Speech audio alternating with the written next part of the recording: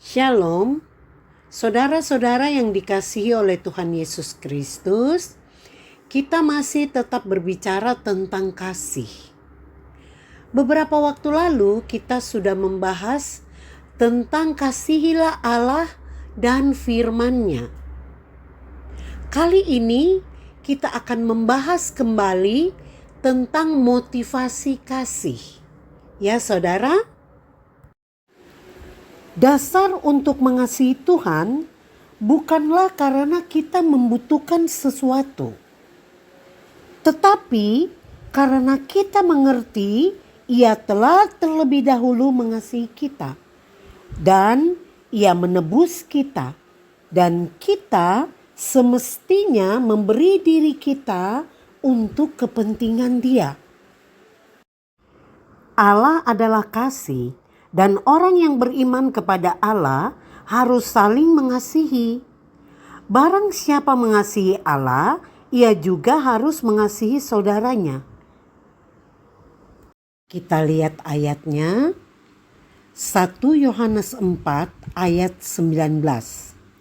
Dikatakan demikian, kita mengasihi karena Allah lebih dahulu mengasihi kita. Ya saudara, jadi Allah selalu berinisiatif terlebih dahulu memberikan contoh kepada kita agar kita mengasihi seperti Allah mengasihi kita. Ya saudara, ketika kita mengasihi Dia dan menjadi pelaku firman di dalam hidup kita, maka secara otomatis berkat-berkat ilahi itu akan tercurah bagi kita. Jadi kita tidak perlu memiliki keinginan-keinginan di luar daripada apa yang telah ditetapkan oleh Allah untuk kita. Karena Allah juga memiliki kehendaknya sendiri untuk memberkati kita. Ya saudara, kita lihat ayat berikutnya di dalam 1 Yohanes 4 ayat 20-21. Dikatakan demikian, jikalau seorang berkata, aku mengasihi Allah, dan ia membenci saudaranya, maka ia adalah pendusta. Karena barang siapa tidak mengasihi saudaranya yang dilihatnya, tidak mungkin mengasihi Allah yang tidak dilihatnya. Dan perintah itu kita terima dari Dia. Barang siapa mengasihi Allah, dia juga mengasihi saudaranya.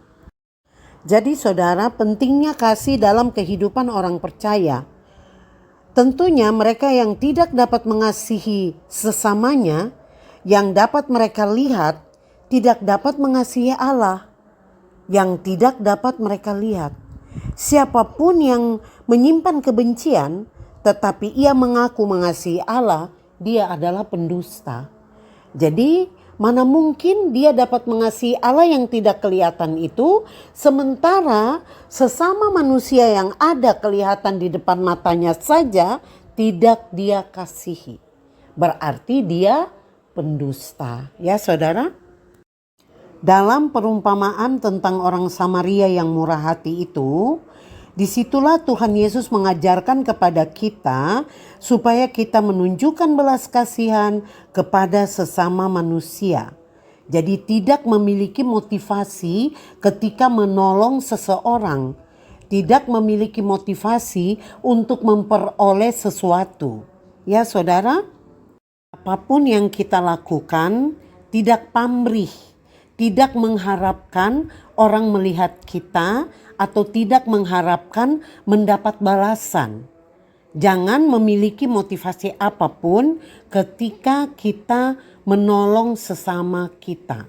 Ya saudara?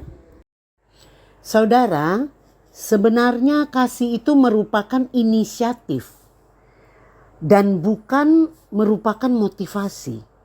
Ya saudara, kalau motivasi berarti karena ia mengasihi saya, maka saya akan mengasihi dia. Dan sebaliknya. Ya saudara, tetapi kalau itu inisiatif, berarti Allah kita berinisiatif ya untuk menyelamatkan kita. Allah kita berinisiatif karena kasih-Nya kepada kita. Ya saudara, Tuhan pun mengasihi kita apa adanya, tanpa memandang seberapa kayanya kita, atau seberapa hebatnya kita, atau seberapa terkenalnya kita. Hal yang sama pun akan kita lakukan kepada sesama kita. Mengasihi mereka apa adanya, bukan karena ada apanya. Karena kalau ada apanya, berarti kita memiliki motivasi, niat yang terselubung di dalam kasih. Aku mau mengasihi engkau karena aku mendapatkan sesuatu. Aku mengasihi engkau karena engkau kaya. Kasih kita tidak tulus karena kasih kita ada apanya, bukan apa adanya. Ya saudara, karena ada motivasi tertentu ketika kita mengasihi seseorang. Ada tujuan. Mengasihi karena memiliki tujuan. Ya saudara, jadi tidak tulus sebenarnya. Kita lihat ayatnya. Mazmur 103 ayat 8 sampai dengan ayatnya yang ke-11. Demikianlah firman Tuhan. Tuhan adalah penyayang dan pengasih, panjang sabar dan berlimpah kasih setia. Tidak selalu ia menuntut dan tidak untuk selama-lamanya ia mendendam. Tidak dilakukannya kepada kita setimpal dengan dosa kita, dan tidak dibalasnya kepada kita setimpal dengan kesalahan kita. Tetapi setinggi langit di atas bumi, demikian besarnya kasih setianya di atas orang-orang yang takut akan Dia. Jadi saudara, Allah kita tidak selalu murka. Dia tidak selalu menaruh dendam, Dia tidak menghukum kita setimpal dengan dosa kita, dan Dia tidak membalas kita setimpal dengan kesalahan kita. Ya saudara, karena begitu besar kasih-Nya kepada kita, Tuhan itu sangat mengasihi kita dan menyayangi kita. Ia panjang sabar kepada kita dan kasih-Nya selalu berlimpah-limpah. Jadi ketika kita ada di hadapan hadirat-Nya, kita tidak perlu memiliki keinginan motivasi apapun yang membuat kita menjadi berdosa di hadapan hadirat-Nya. Tetapi Ia selalu mengasihi kita sebab Ia tidak pernah membenci kita. Dia terus-menerus bersabar terhadap segala kesalahan-kesalahan kita. Ya saudara, Ia tidak menghukum kita setimpal dengan dosa kita atau membalas segala kesalahan kita. Karena dikatakan firman Tuhan, setinggi langit di atas bumi, sebesar itulah kasih-Nya kepada orang-orang yang takut akan Dia. Ya saudara, luar biasa ya. Kasih setia Tuhan itu seperti pegangan bagi kita untuk tetap berpengharapan kepada Allah. Kasih merupakan perintah utama yang Tuhan Yesus ajarkan kepada setiap orang yang percaya. Karena kasih itu mempersatukan kehidupan setiap orang. Dan karena tanpa kasih, kehidupan di dunia ini akan kacau. Oleh sebab itu, ketika kita datang ke hadapan hadirat Tuhan, janganlah memiliki motivasi untuk memperoleh sesuatu. Tetapi marilah kita renungkan tentang kasih-Nya Allah itu. Ya saudara, kasih Allah berbeda dengan kasih yang lain. Kasih-Nya begitu luas, begitu dalam dan lebar. Bahkan lebih dari itu, kasih Allah tidak bisa diukur. Kasih-Nya selalu menghibur kita di saat-saat kesepian dan putus asa. Kasih itu tidak pernah gagal. Ya saudara, kasih itu memaafkan segala kesalahan. Kita mungkin tidak sepenuhnya memahami apa itu kasih. Tetapi saudara, kasih itu sesuatu yang harus kita alami di dalam hidup kita. Jadi saudara, kasih kepada Allah harus tulus. Karena Ia terlebih dahulu mengasihi kita dan memiliki kita di antara banyak orang. Ia memilih kita sejak awal. Ia menebus dengan darah-Nya agar kita terlepas dari kutuk dan dosa yang membelenggu kita. Oleh sebab itu, kita harus memberi diri kita menjadi alat-alatnya untuk kepentingan kerajaan Allah di muka bumi ini.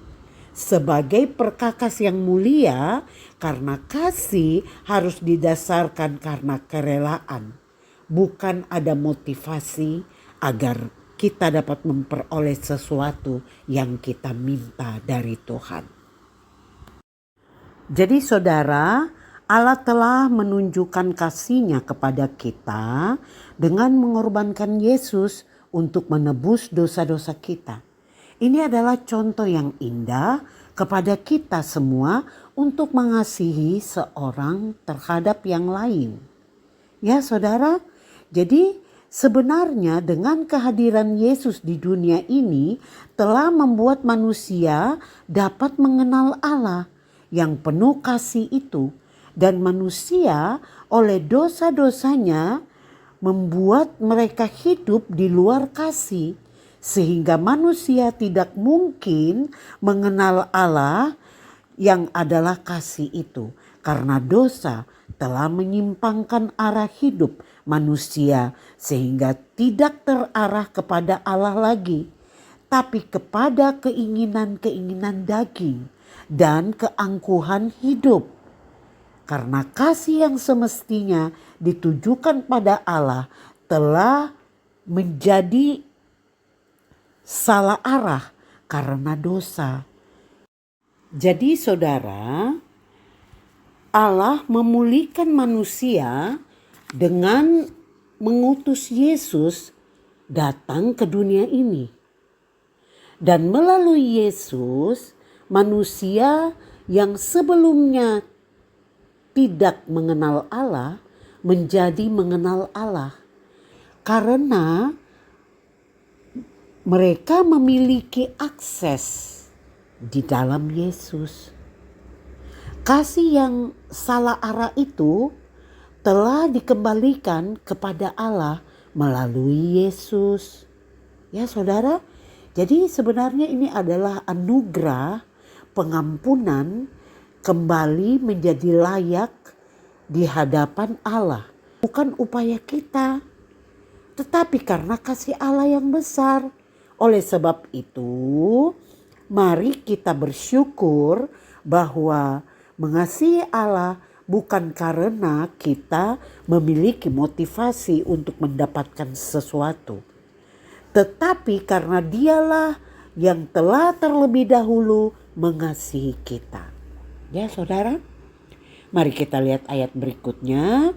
Di dalam 2 Korintus 5 ayat 14 sampai dengan ayatnya yang ke-15. Demikian firman Tuhan.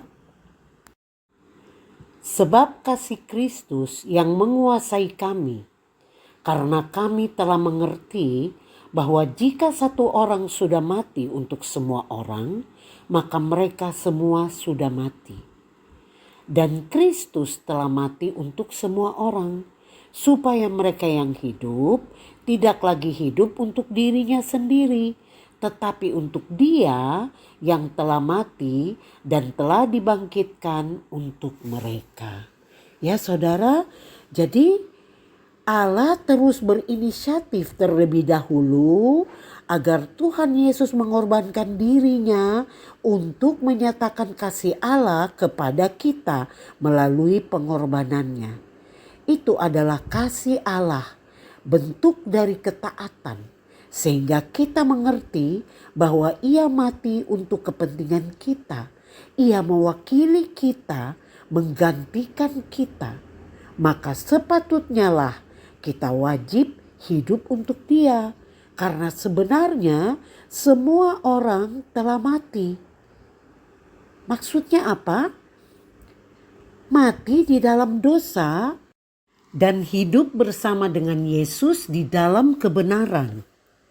Jadi Yesus mati agar dapat menggantikan kita semua, supaya kita yang hidup tidak lagi hidup untuk diri kita sendiri dan menjadi egois, tetapi Dia telah mati untuk kita agar kita semua bangkit dari kematian bersama-sama dengan Yesus dan hidup untuk Dia. Jadi di sini dijelaskan bahwa kasih Kristus itu menguasai seluruh hidup kita, karena kita ini semestinya sudah mati.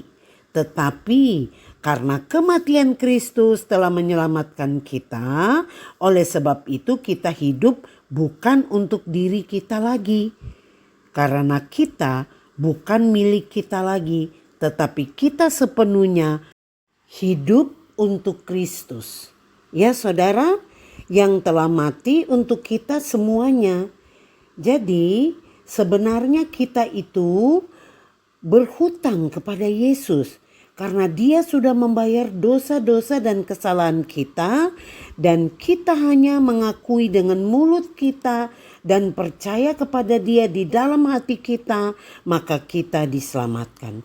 Oleh sebab itu marilah kita sadari bahwa hidup ini adalah anugerah Tuhan. Mari kita jalani dengan kekuatan dan pengaturan dari Tuhan. Karena hidup kita sudah ditebus dengan bayaran yang sangat mahal.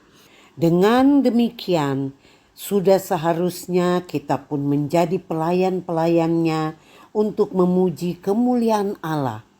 Ya saudara, jadi sebenarnya secara tidak sadar manusia hidup selalu untuk diri sendiri. Mereka berusaha mencukupi kehidupan mereka sendiri dan hanya bereaksi dengan orang yang dapat memberi mereka rasa nyaman agar dapat dihormati, bukan karena kasih yang tulus. Ya saudara, jadi pelayanan juga belum tentu murni karena cinta Tuhan, tetapi agar dilihat orang mereka rohani dan melayani Tuhan. Ya saudara, padahal ada motivasi-motivasi di dalam hati dan pasti mereka mendapat upah dari apa yang tidak dilakukan karena kasih yang tulus kepada Tuhan, tetapi karena motivasi untuk membanggakan diri sendiri. Oleh sebab itu saudara, kita harus hati-hati terhadap motivasi di dalam diri kita. Kita lihat ayat berikutnya, 1 Yohanes 3 ayat 16. Dikatakan demikian, demikianlah kita ketahui kasih Kristus, yaitu bahwa Ia telah menyerahkan nyawanya untuk kita. Jadi kita pun wajib menyerahkan nyawa kita untuk saudara-saudara kita. Ya saudara, jadi kasih Yesus telah menunjukkan contoh yang tertinggi sebagai teladan bagi kita dengan menyerahkan nyawanya terlebih dahulu.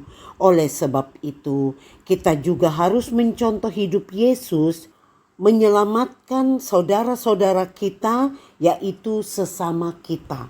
Ya saudara, jadi contoh yang diberikan oleh Yesus, biarlah kita ikuti dengan menyelamatkan saudara-saudara yang seiman dengan kita, ya saudara, menolong sesama kita. Sebenarnya firman ini menunjukkan bahwa kasih Kristus dapat kita ketahui dari penyerahan nyawanya untuk kita. Oleh sebab itu kita wajib juga untuk menjadi pelayan-pelayannya Tuhan yang mau menyelamatkan saudara-saudara kita. Jadi saudara, ayat ini menunjukkan bahwa kasih sejati adalah kasih yang berkorban. Seperti kasih Kristus yang telah mengorbankan nyawanya untuk kita. Dan kita pun wajib mengorbankan nyawa kita untuk sesama kita. Ya, saudara, ini Ayat menawarkan kepada kita pandangan tentang keselamatan sebagai anugerah Allah yang abadi dan diberikan kepada setiap orang yang percaya kepada Tuhan Yesus Kristus. Kita lihat ayat berikutnya, 1 Yohanes 4 ayat 10.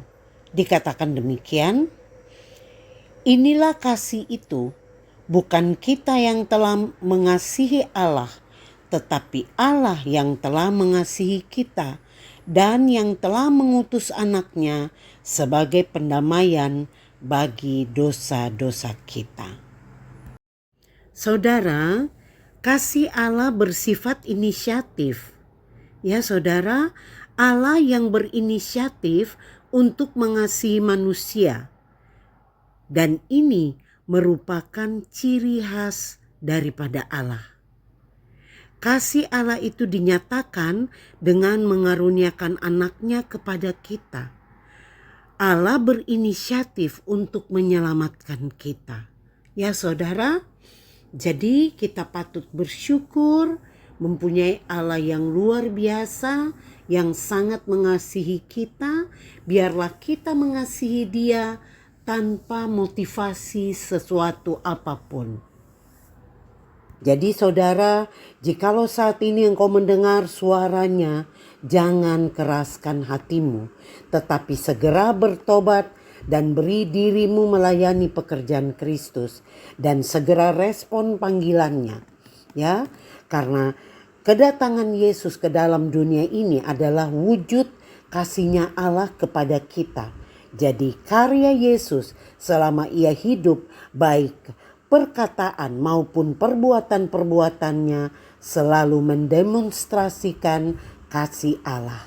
Ini adalah bukti yang nyata, adalah pengorbanan untuk kita yang dapat kita teladani juga dan menolong orang-orang yang tersesat untuk kembali kepada Tuhan dan menerima Yesus sebagai Tuhan dan Juru Selamat dan memperoleh keselamatan.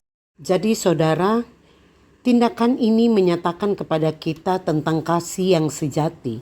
Kasih itu bukan kasih kita kepada Allah, melainkan kasih Allah kepada kita. Ketika ia mengutus anaknya untuk menjadi korban pendamaian bagi dosa-dosa kita. Ya saudara? Jadi saudara, menerima Yesus berarti menerima kasih-Nya Allah. Izinkanlah Dia hadir di dalam hidupmu dan mengungkapkan kasih itu dalam perbuatan kita semuanya.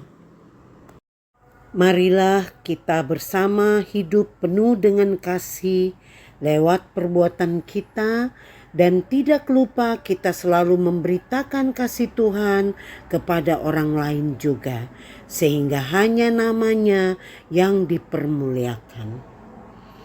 Demikianlah kebenaran firman Tuhan ini. Tuhan Yesus memberkati kita. Amin.